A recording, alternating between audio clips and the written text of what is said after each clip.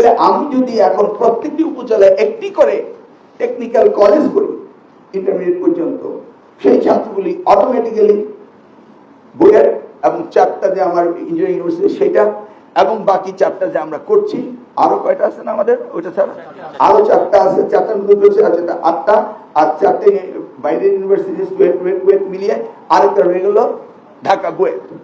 তাহলে 4 4 8 আর 4 12 আর একটা হলো বুয়েট, 13টা।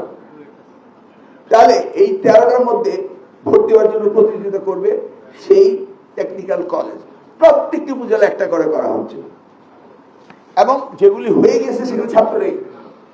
কেন নেই? বিকজ আগের মতো আমরা প্রফেশনাল ইঞ্জিনিয়ার বানানোর জন্য সেই প্রতিযোগিতায় নেই।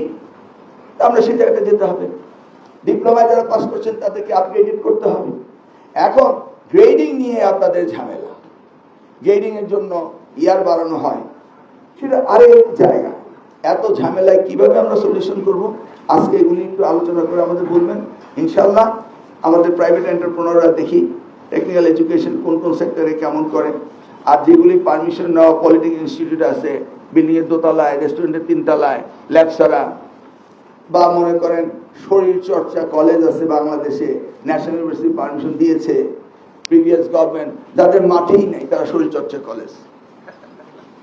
কেন ইমাজিন,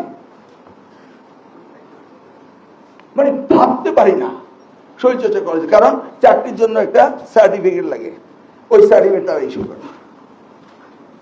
সো দ্যাটস হাউ আমাদের দেশ চলে আসছে, কিন্তু আগামী দিনে চলবে না। দ্যাট উই ক্যান সে, চলে আসছে, যা গেছে গেছে, এটা নিয়ে কথা বলার দরকার নেই, কিন্তু আগামী দিনে তা চলতে দেওয়া হবে না। আমরা সকলে মিলে নতুনভাবে করব।